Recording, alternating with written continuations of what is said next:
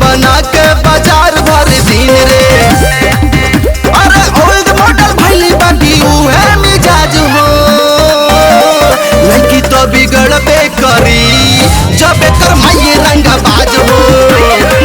अरे लड़की तो बिगड़बे करी जब एकर माये रंगबाज हो।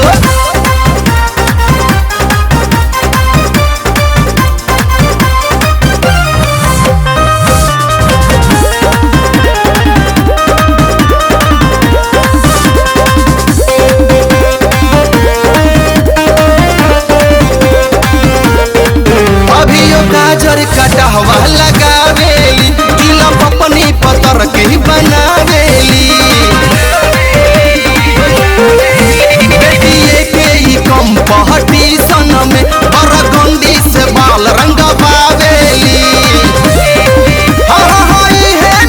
इनका ब्यूटी के राज हो, लड़की तो बिगड़बे करी जब एकर माये रंगबाज हो। अरे लड़की तो बिगड़बे करी जब एकर माये रंगबाज हो।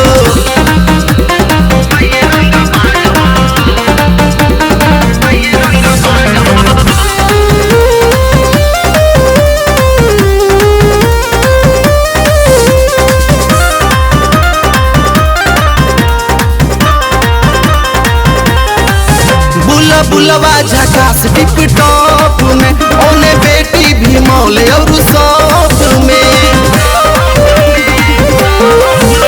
से दोनों के कमर के टच करेला, नौवा जुवतन के मनवा के गच करेला।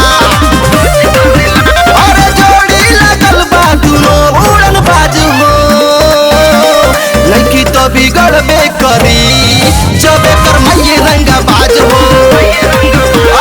लड़की तो बिगड़बे करी जब एकर माये रंगबाज हो। लड़कियन से ज्यादा के माये शौकीन रे, रहेले बना के बाजार भर दिन रे।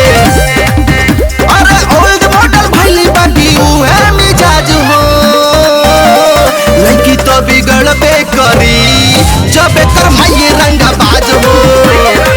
अरे लड़की तो बिगड़बे करी जब एकर माये